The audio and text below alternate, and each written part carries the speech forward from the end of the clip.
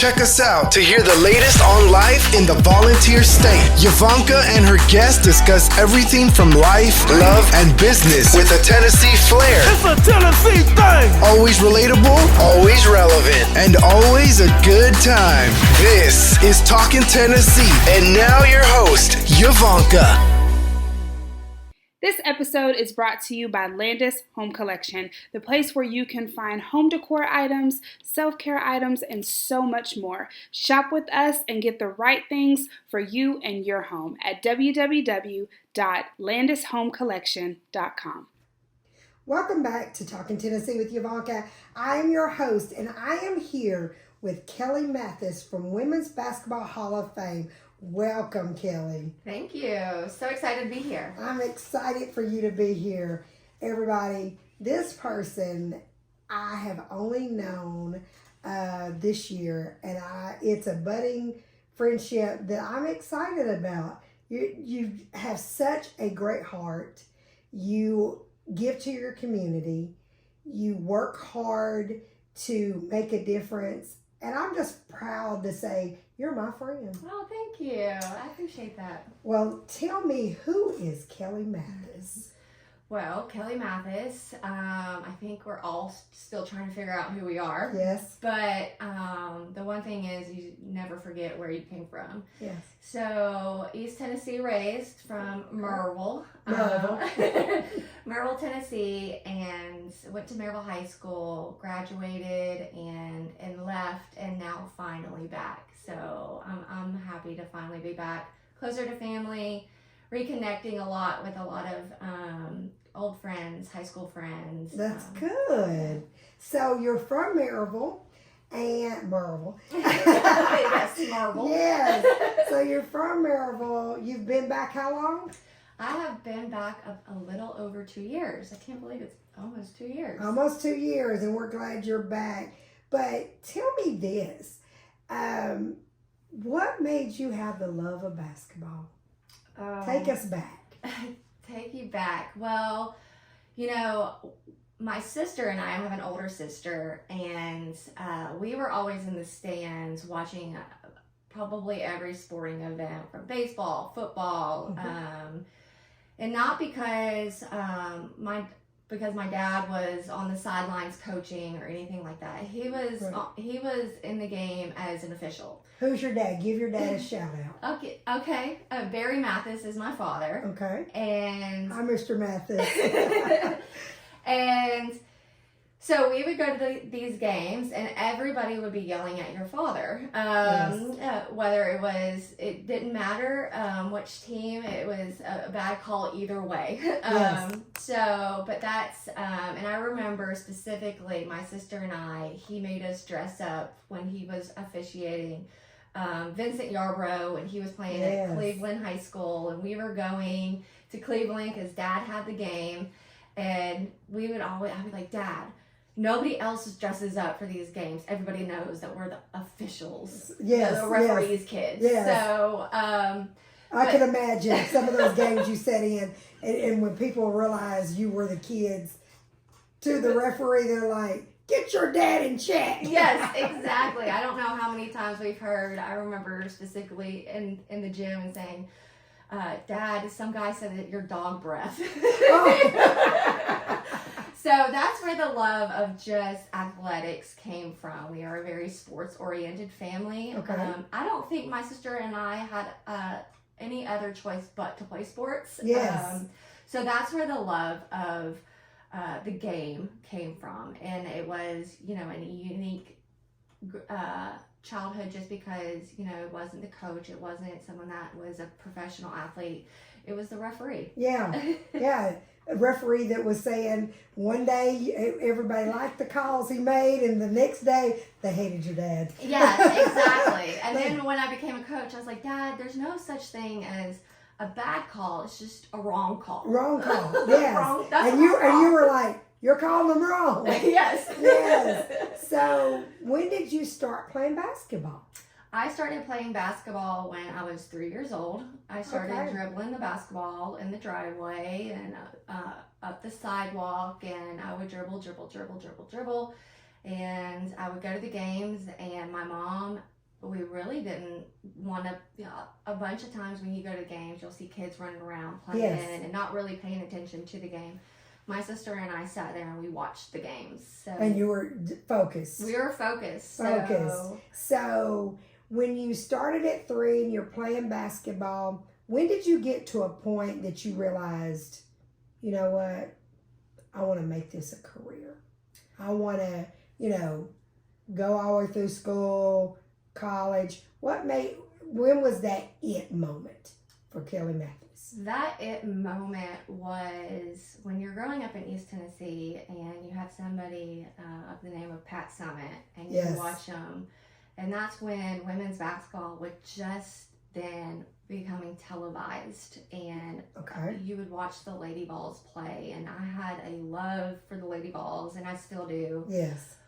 Being able to watch the three Meeks and Pat and her stare, that's when you could say as a little girl, wow, Pat is a legend. But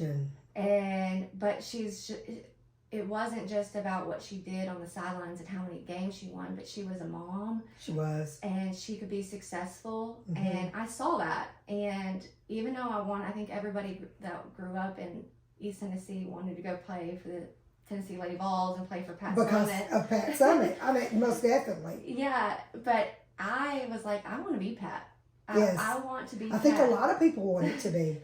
And as you said, not just so much as the coach. She was so well-rounded. She was so for this community. And she was for her team. People that helped her team. My husband was on her practice team.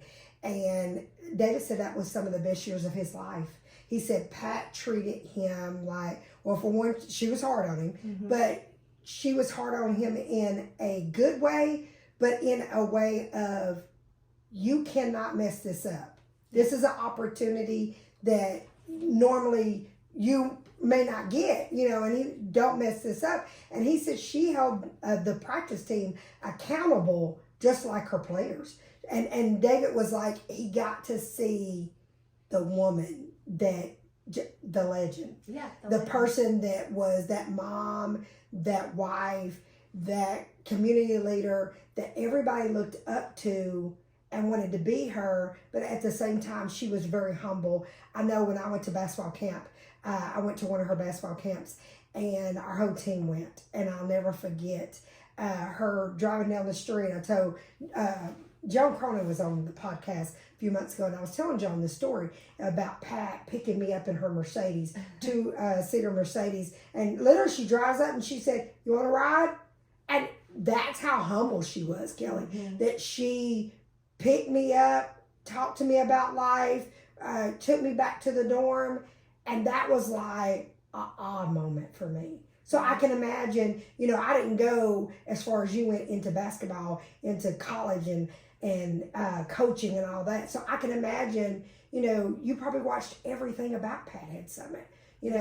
What did you learn most about Pat? Relationships. Relationships are probably the most important thing that you'll build and have forever. And so that's what I learned from Pat.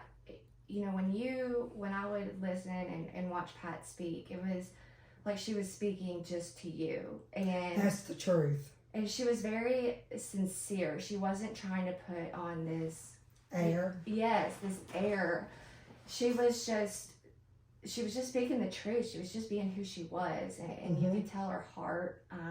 But the story that you told her, that your husband said that he was hard on, she was hard on them as well. Yes. I think that's the most admirable thing about Pat was... That's what David said. She was hard on everybody. Yeah. But she loved them even harder. And the saying, they don't care how much you know until they know how much you care is what Pat did every day. And I had the opportunity to go and watch practices. I didn't know Pat. Later on, I was able to work for one of the Meeks. And I had friends that played for Pat, and I just asked them, you know, what did Pat do in this, or what would Pat do, and just give me the advice. And so that's, you know, that was the love. You saw a woman that was coaching at the highest level, successful, could be a mom too, Yes. and balance that, which is going through that. Now I know how tough It's a lot. that is, but you know, you could go and be the best of the best and still, you know, being able to work and be a mom. And, you know, I think that's the women's basketball during that time when Pat was leaving the legacy and building the legacy at Tennessee. That's where you saw the most growth in women's basketball. And she wasn't just doing it for, you know, her love for the Lady Vols, but she was doing it for the game. Yeah, she was doing it for the game, and she was doing it for women. Mm-hmm. She showed women that you can have it all. Mm-hmm. And she showed women how to fight back. And I think that through the game of so many women, you know, would come see the basketball games and stuff like that. And they got to see strength and build strength in them watching her coach. Mm-hmm. And so I think that's one of the best things about women's basketball. You know, all of y'all have paved the way. I look at different players now that gets to say, you know, hey, I get to play basketball on the highest level and I get to be considered. And so, Kelly, you have to look at that. You paved the way for somebody and you showed people, I can do this, someone else can do this, the next woman can do this. So my biggest thing to you is, where did it come from? I mean, did you just search within yourself, you know, through high school to just find your way through basketball to show, you know, that part of you? It came through my parents, who always taught me, you're not going to be handed something. You don't want to be handed something. You want to earn it. Yes. And like many of us, my parents worked as hard as they possibly could to provide the best life for my sister and I. And, you know, there was times where it was really hard on my parents, but the one thing that they instilled in us is we're going to understand the value of $1. So when Heather, my older sister Heather, and we were growing up, if we wanted to go get a slushie at Sonic, we had to go pull 100 weeds. And that's how I was raised. Yeah, we were just not handed stuff. No. You know? And we knew the value of $1, and we knew the word no. Yes. The biggest thing, we knew what no meant, and we knew it the first time. Yes. You know what I'm saying? And in basketball, there's no in basketball, and there is times that it's not your time, you know, that type thing. So when you were in high school, you know, what made you pick your college? What made you, you know, what made you want to go play basketball in college? I definitely always wanted to go to the next level. One, I knew that was going to be a way that my degree was going to be paid for. Where did you go to college? I went to Pfeiffer University, which is outside Charlotte. It's in a village. All there was to do was go to classes and play ball. And that was right up my alley. Yes. Remember, she said she was in the stands when all the kids was playing. Her and her sister was watching the basketball games. Yes. But when I was in 8th grade, I tore my first ACL. I'm 5'10" and a half, 5'11". I always say 6 foot on a good day, which is a game day. Yes. And I learned a lot about myself because I told my dad, basketball is my life. Yes. And you tore your first ACL in 8th grade. In 8th grade. And then 3 days before my year anniversary. And let me go back. The first ACL, I was warming up at Alcoa Middle School, and of course, Maryville Alcoa rival. Yes. And super excited. I'm just doing... ready to go. Yes. Just doing defensive stance, just going through the motions, tear my ACL, and I'm like, I told my coach at the time, I said, hey, I can't, something's going on with my knee. Find out a month later, because it still's not getting better. I mean, I'm riding bikes in Charleston. We're doing all kinds of stuff. Right. Dr. Betcher, shout out to my doctor, because he has I've had 5 knee surgeries since then. Oh, wow. And he's done 5 of them. I had another doctor in Atlanta do another one when I was living there. But, and then fast forward, I get through that ACL 3 days before my year anniversary. It's Alcoa week. Yes. We're preparing. I'm finally getting some time on varsity, and I tear my other one. And I am just devastated because that's all I did. I just played ball. I wanted to play ball. I didn't, I was a homebody, and I would shoot and shoot and shoot. You probably was a tomboy. Oh yeah, I was a tomboy, but had the girly side to it as well. But I would play when I was little. I'd play with Barbies, but when people would come over, my mom had to cover the Barbie house because I didn't want people to know I played with Barbies. Really?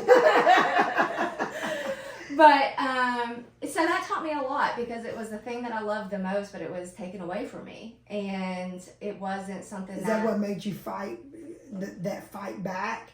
I can't let this defeat me. Yeah, and people were like, "Well, are you going to stop playing basketball?" And I was like, "No, absolutely not." But that's how life is. You have to fight back. You can't just give up. And I think a lot of times people go in dark places, and you do have to fight back. And it's hard sometimes to fight back. But I think being an athlete, it helped you to know, okay, I can't surrender. Yes. That type thing.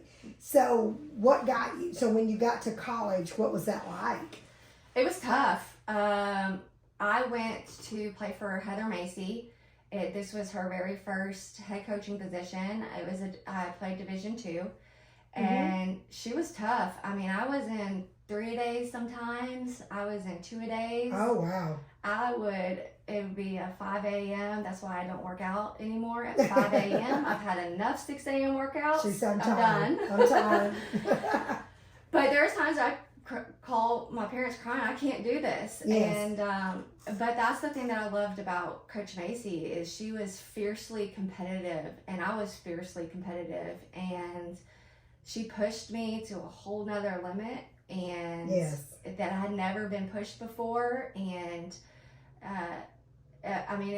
it was great. We won a conference championship my second year, and that's awesome. So we won the regular season, won the conference championship, and led Division I and II in scoring with 89.2 points per game. I mean, we were getting up and down the floor. Yes, she said we was balling. Yes. We were balling. I knew my role. I needed to run the sideline, get to the 3-point line, and shoot the ball. Yes, most definitely. So through college, what did you, basically you played basketball and went to class, it sounds like. Yes, I did. But what made you get into coaching? Well, I always knew. I'm going to let her tell y'all about her coaching. Yes. I read all about you to get ready for this interview. I said, she's a baller. Yes. And you've really taught a lot of women how to be that baller, how to be that girl. I read so much, I was like, oh, my friend, she did it. Yeah, but you showed them, different things. I looked at pictures of you with your players, and you could totally tell that you put energy in them, not just on the court. You put energy in them in their lives and spoke life in them. What made you, I know the love of basketball, but what made you want to go to the next level to compete as a coach? And where did you start first coaching? Throughout college, again, relationships. Yes. I knew I needed to start building relationships when I was a freshman in college. Okay. And so Coach Macy put me in contact with Annette Watts, who was the head women's basketball coach at Davidson. Okay. This is a time when Steph Curry was at Davidson. Yes. And I would go work camps every summer at Davidson, and I would work multiple other camps as well because I knew I needed to network, because when I left college, I would need to be asking somebody for a job. Yes. And so I wanted to get in front of them to demonstrate my work ethic, my love for the game, that I could teach. Yes. That I could teach the game as well. And so during those 4 years, that's exactly what I did. And I came back home because I didn't have a position. I didn't have a graduate assistantship or anything like that. And I came back and I said, you know, I'm going to have to save my money, because when you're taking your first assistant position or trying to get a foot in the door, Right. you're not making a whole lot of money. Right. And I think that's what weeds people out of athletics is, And I think a lot of people don't really understand that the coaching is great, but it's got to be a call on your life, not a job, because the money may not be there when you first start. Yeah. Please elaborate. Yeah, exactly. And I was never wanting to take something for the salary. I wanted to make sure that I knew every day I was waking up and I loved what I did, and that I was doing it's a passion. It wasn't a job to me. When I would wake up and say, this is just a job, I knew I needed to go a different route. Yes. But, so I was back in Knoxville. David Ball was the head girls basketball coach at Catholic. Yes. And that's a good friend of my husband's and myself.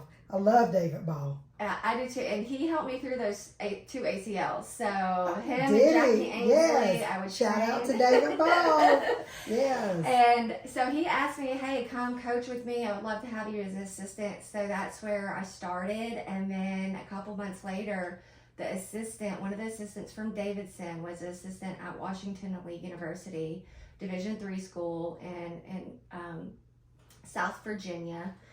And she said, hey, Kelly, I wanted to ask you if you still wanted to get into college coaching, because I'm about to take a head coaching position and this assistant position's coming open.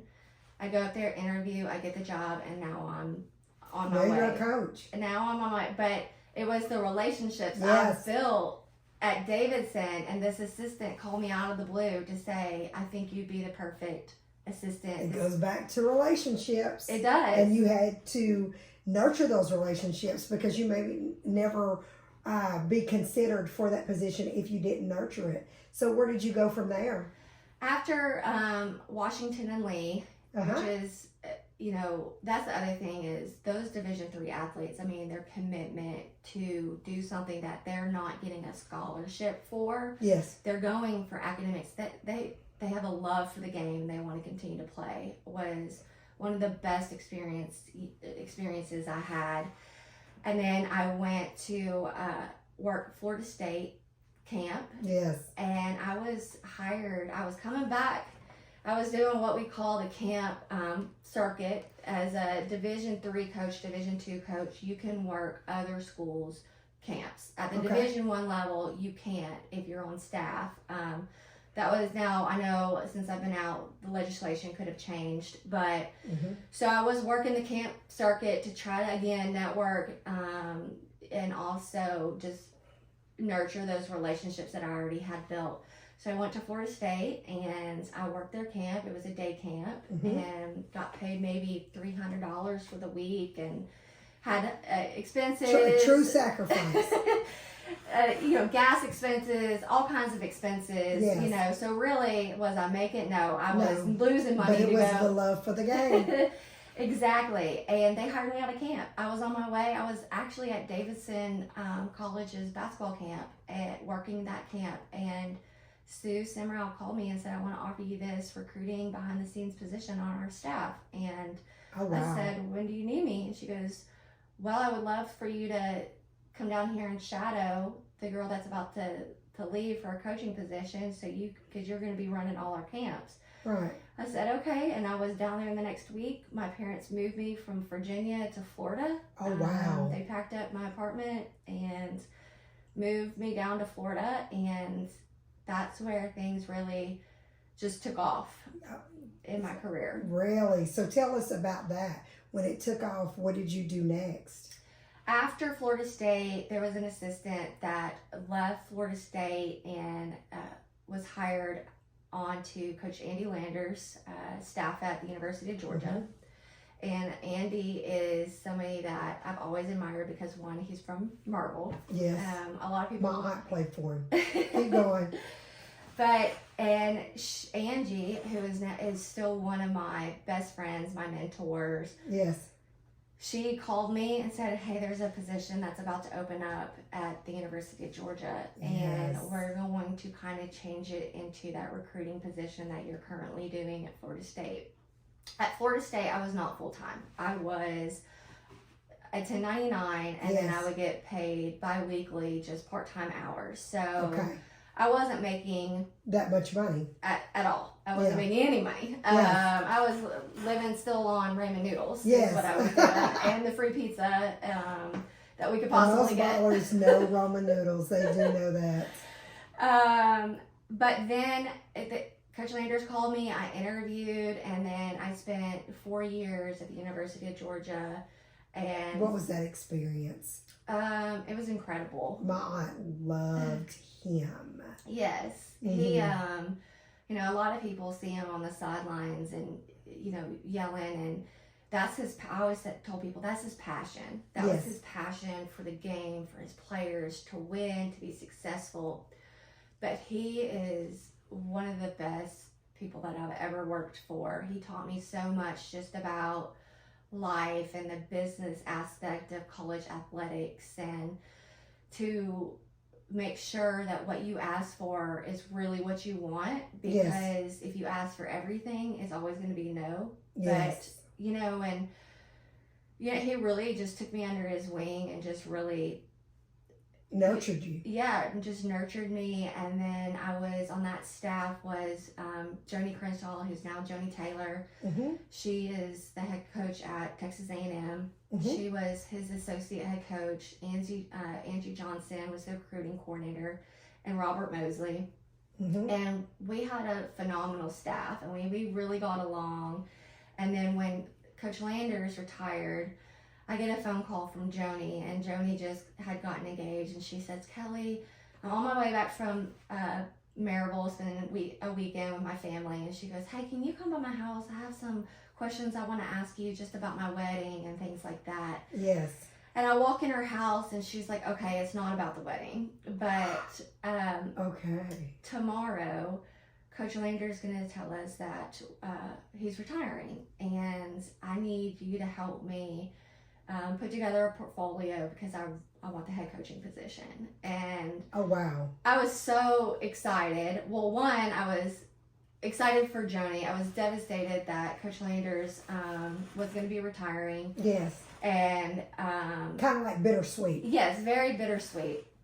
But within that meeting, Coach Landes called the meeting, and I knew, but I didn't I couldn't say anything. It was very confidential that, you know, Joni trusted that she could tell me that. And then I went on, and I was applying for positions because I wasn't sure who was going to get the head coaching position at that time. And that is one thing I think is so hard about college athletics, is if a coach leaves for another position, or it can affect every coach on that staff. And majority of the time, if a head coach's contract is not renewed, the staff does not stay. And this is the stress of all of that. I don't think people, you know, because, you know, the fans and everything comes to the games or whatever, but they don't really, when they see a coach go away or something happens or whatever, I don't think they really realize all the moving parts to build a coaching staff, a team. I don't think people really grasp that. And you're relying on, I always said, what is it, you know, people ask, what is it like? I said, well, it's just like being a CEO of a Fortune 500 company, but you're asking a 17-year-old to make the biggest business decision for your company, and that's committing to your program to help you get to that next level, or that national championship level. And that's one thing that I will say, a lot of people do not stop to think. It's great to see these kids when they sign and all that, but that is a huge commitment at 17, 18 years old. I mean, you know what I'm saying? To say, I'm going to go away from everything I know, okay, is hard. Everything I know, and I'm going to sign with you and trust that you're going to take care of me and all that stuff. And what was it like, you know, in the recruiting aspect of coaching and getting kids emotionally ready to play the game, but to deal with college? What was that like? Well, I always say that coaching college athletics is the X's and O's is maybe 2% of what you're actually doing. Everything else is I've always heard that. Managing the players' personalities and wearing the hat that your players needed at that time. Whether it's you needed to be the sister, the auntie, you needed to be that tough love, Yes. that mama, or and but I started when I got on to the coaching side of it and I was out recruiting. I started recruiting players when they were in 7th grade because it really, you're developing a relationship with not just the player but the family. Yes. And majority of the time there's somebody in there that's making helping make the decision. Mm-hmm. And CY at Missouri always said that you got to find the gatekeeper. Mm-hmm. Who's the gatekeeper? Build it around them, and you got to see who's that voice that is constantly talking to them about where they should go. And so that's why it was important for me to start recruiting at a 7th, 8th grade. Yes. So you could build that rapport and have more time to nurture it. Exactly. And with girls, it's very important that they trust you and get Mm-hmm. to know you. And there's a lot of times I didn't talk anything about basketball. I wanted to know who they were as a person, what they liked, their families, going and seeing them. And even to this day, I still have a little sister that calls me that I recruited her big sister since 7th grade. And she still calls me, "Hey, best friend. It's Kelsey. I just wanted to wish you a happy birthday." And this has been probably That's 10 awesome. years ago that I recruited. And she Her was big sister. Yeah, she was my biggest recruiter, by the way. She Yes. was just like, "Oh no, I'm sorry, but my sister's going to whatever school I was at the time." Really? Yes. Really? Oh my goodness.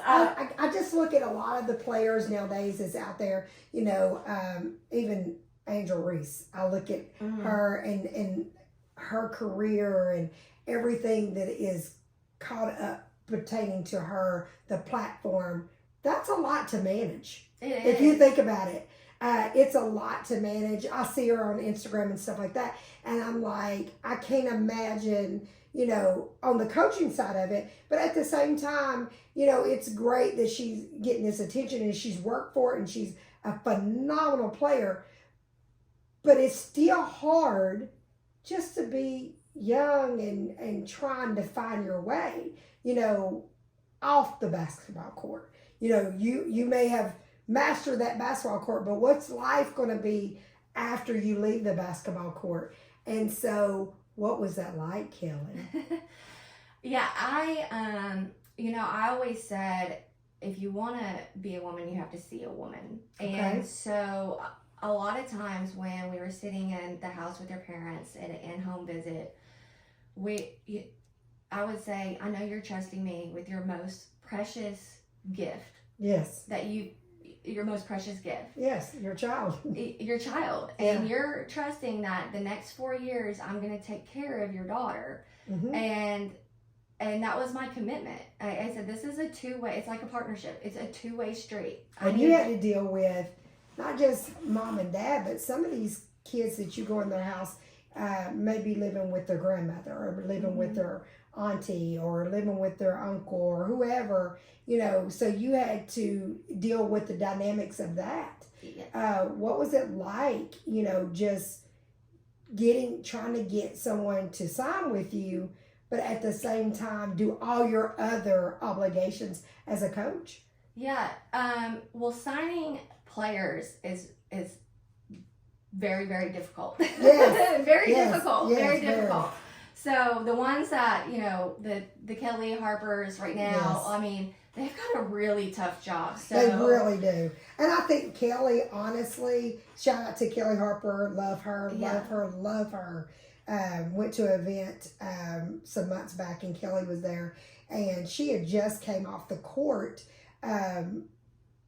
for practice. Mm-hmm. And she came off the court to the reception of a whole bunch of women in business. And I think you came to that event and but Kelly came off from that and took her mind from coaching, you know, that drive to, okay, let me talk to all these women that are in my community, and let me talk to them, and let me tell them, you know, let me pour into them. And I just thought that's awesome, because you're going from one extreme to another extreme, and you're pouring in to both ends, but they're from two different levels. Yeah.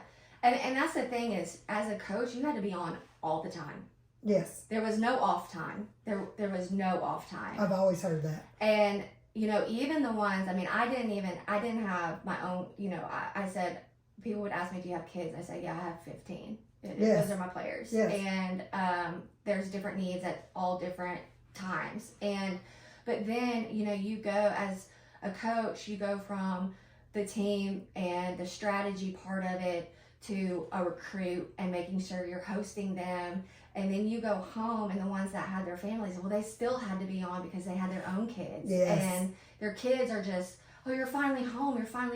They've got the husband and or wife or whatever, and then they've got their kids, and then the dynamics of life. Yes, of life. You know, that type thing. So did you have any, you know, big moments while you were coaching that it was like great what was going on, but then something that wasn't so great going on in your life that you would like to share?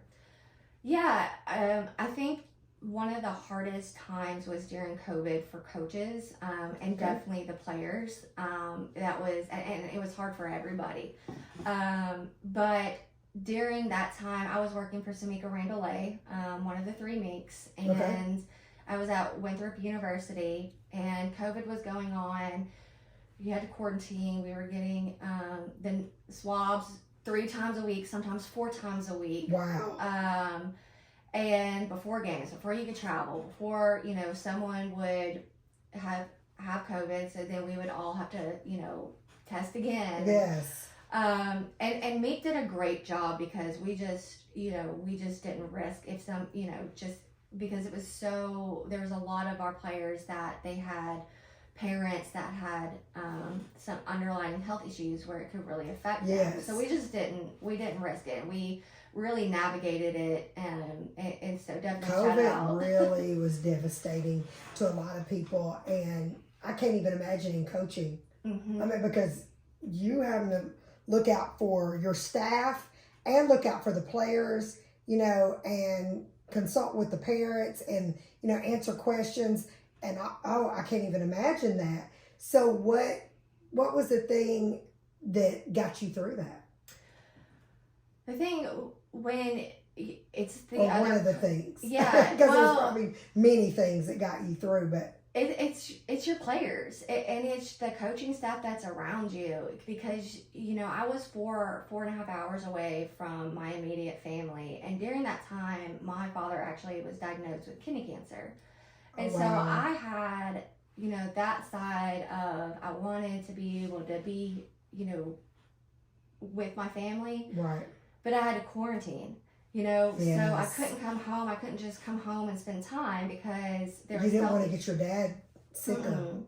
And, you know, so you build a family. Those coaches, those that staff, your players, that is your family, because especially when you're single and you're living by yourself. Thank goodness. Shout out to my dog Knox. He's the best thing.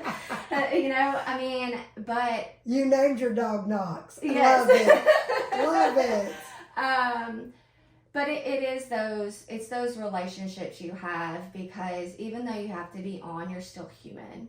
And I think that's the most important lesson that you have to teach young women, because they are women, that there is a lot on our shoulders, but we're also human. And so that's not saying that everything is, you know, I told everything about my life and things like that, but I did say there were some days where I just looked at it and I said, you know, I'm just having a down day today. Yeah. And it's okay to say that you're not. I think a lot of women go through, you know, the public opinion of you're always supposed to be on 100, on 100, on 100. And it's like, it's okay to say, I'm having a bad day. Yeah. You know what I'm saying? Or, I'm exhausted. it just doesn't feel that great today. Or, oh, this sucks. My dad has cancer. Mm-hmm. This sucks. I want to be there for you. I want to do all this stuff. But right now I'm worried about my dad. Yes. I mean, it's okay to say that. And I think the biggest thing that I wanted to bring you on here for is to show that you're human. And, you know, with all the accolades that you have accomplished over your life, the biggest thing that sticks out to me, Kelly, is your heart. Oh. You just have, I mean, that heart of love, and you love your community. You want to do for your community. And even though you have all the titles and all the accolades, you don't walk around that way, Kelly. You really don't. And that's what sticks out to me about you, because you're just Kelly Mathis to me. You know what I'm saying? You've never, in one conversation, guys, she has never, I literally had to research her, read up on her. You know, yeah, of course I asked her for a bio, but you never once told me about you, like career, all that kind of stuff. Yes, I knew you coached, but guys, I didn't know she was that big time. I did not know that. You know that, but that's the best part about you. And I want you to know that if Pat Head Summit was here today, I think she would be proud. If she heard this podcast, I think she would be proud that, yeah, you have all those accolades, but you're still just Kelly Mathis. Mm-hmm. You know what I'm saying? And so now you're not coaching. And now you're at the Women's Basketball Hall of Fame. Mm-hmm. Tell me, how did that come about? It came about, well, I decided to step away from coaching, and it was just time for me just to take a break. Mm-hmm. And I wanted to move back close to my family. I have two little nieces, and I wanted to be at certain things. And this past year, I was able to coach their basketball team. Okay. And I would have never been able to do that if... Shout out to the nieces. And it was so much fun, just, you know... Pouring into your family. Yeah, pouring into my family, but then pouring into these little girls that have never dribbled a basketball, and they're out there they just want to have fun. Yes. And, you know, having to teach them, you know, I said, okay, everybody hustle to the baseline. And then they'll come up to me, what does hustle mean? Yes. And I'm like, oh my gosh, this is so, I mean, it really, yes, you know, it challenges you to see how good of a teacher you really are of the game. Yes, and it humbles you to like, wait a minute, I thought they really knew what I was talking about. Yeah, you know, or even the word sprint. What does sprint mean? What's that mean? Run as fast as you can. Yes. So, and that was just fun. And, you know, I think being able to do that, but also being able to come back home, serve my community, and work for the Women's Basketball Hall of Fame that honors the past, that celebrates the present right now, the Angel Reeses and the Candace Parkers and the Kelsey Plums, and then promote the future, which are the other young girls that are aspiring to be Hall of Famers, aspiring to be the next Pat Summit or the next Candace Parkers, you know, and just the mission, just being able to come back to the community and still my love for the game, what the game provided me. Yes. Everywhere I've been, the relationships that I've been able to create. I think anytime I travel, I'm like, oh yeah, I have a friend that's in, I could stop and see them or grab a coffee or anything like that. And it's, I mean,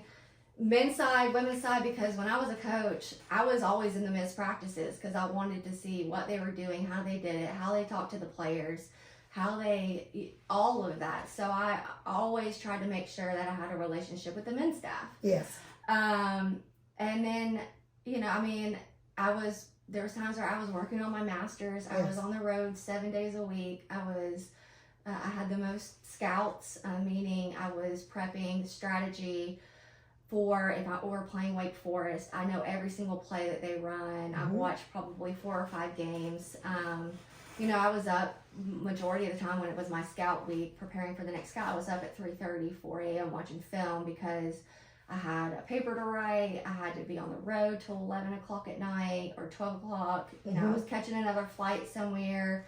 I have done the tour of Florida. I started in Pensacola, went all the way down through Orlando, through Miami, ended up going from Miami to Orlando to fly to New York, was in New York for 2 days, went to, had to fly out of PA to get back just for class and meet the team in Greenville. So, I mean, I was worn out. I was just worn out. And you just finally said, you know, enough is enough. I need to take a break and settle myself. Well, I have to say that I will share how I met Kelly Mathis.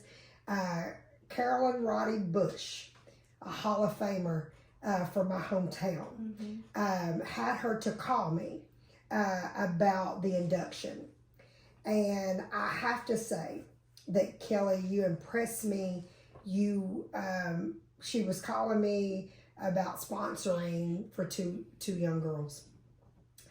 And, you know, to Miss Carolyn, you connected me to the right person. I truly believe that. Miss Carolyn has known me almost all my life. Anyway, and so, of course, I always try to help her when I can, but I have to say that when you call me, our budget that we spend out, we had maxed our budget maybe 30, 45 days before that. And when you called me about it or whatever, at first in my mind, I was just like, no, Yvonnca, you got to stick to your budget. But the more you talked to me and I thought about it, and I was like, there's a connection here. I don't know what it is, but there's a connection here. And so I want you to know that probably if anybody else would have called me, I would have stuck to my budget. Okay? Because you have to sometimes. Yeah. You can't do it all. You can't give it all. You know, that type of thing. But Kelly, you talking to me and wanting to nurture those girls and wanting to make a difference in those girls' lives and explaining to me why it was important for the sponsorship and what the induction would do for those girls, I did it because Kelly Mathis. Wholeheartedly. It wasn't the Women's Basketball Hall of Fame. It was Kelly Mathis that taught me into doing that. And so I want you to know that I don't regret it. I'm so glad that we met. I'm so glad we have a budding relationship. And I know that you're going to do great things in this community. I know that you will be a staple in such a way that I don't think that you see it yet. Because Kelly, that's the kind of heart you have. I remember when I came to the induction, Kelly, I watched you. You walked around there. You greeted as many people as you could that night. You know, knowing everybody mingles or whatever, you don't even have to do all that. But I watched you literally go from person to person, trying to make sure that every person felt important, every person was talked to. You know, that speaks volume on who you are, Kelly. I'm excited for what's going to happen in Kelly's life. Well, thank you. I think the biggest thing is, I think Michelle Obama has a quote that says, you always reach back and you bring somebody else up. And yes. And so that's what people have done for me. And so I always wanted to be able to be that hand to lift somebody else up and bring somebody else. Yes. Because again, and those two girls you did with me, because you sold me on that sponsorship. You sold me on to helping two young girls come to the Hall of Fame and, you know, having that experience that they may have never got before or whatever. And that induction is big business. It really is, because it's bringing Hall of Famers together, you know, and celebrating their careers and all that stuff. And to watch you celebrate all these other women and bringing stuff together, that was amazing to me, every bit of it, just down to the day before the induction, you know, just having that private, you know, reception for everybody, and just watching all those women that play basketball or connected to basketball, you know, come together. What is it like now in Kelly's life is my question. Well, it's great that I'm not waking up at 3:30 in the morning to watch film. I've never been so rested in my life. Yes. It has been, I've been able to actually be a fan. And Yes. I didn't go to many games. Like I said, my dad's still officiating games, and so I would get on the road with So him. he's doing well. He's doing great. We thought he was going to slow down, but no, Okay. he's still officiating all kinds of men's basketball games, But and he probably enjoys it. he loves it. And I've been able to go. I went to UAB with him. I went to Charlotte because those are some of the games, some of the teams that he officiates, and I'm sitting there still with my notepad, like, oh, that 1-3-1, it goes to the corner, and they go, man. Look at you. I'm like, that's actually a really good defense. Yes, yes. So I'm calling my I know. coaching friends. I'm like, hey, you need to watch UAB men's. Yeah. And they're like, really? I'm like, yes, girl, it is so good. It is Like, so good. Now you're gonna have to tweak it with a little bit, you know. It's Yes. not, they're real long and super athletic, but still. But Yes. so I still got, you know, I'm still writing those things down. You know, who knows? Maybe one day I'll be able to, you know, I don't know, coach or do something. I was just else, about to or- ask you before we wrap up, what's next? What do you see in your future, you know, in business or personal? What do you see, or would you like to accomplish?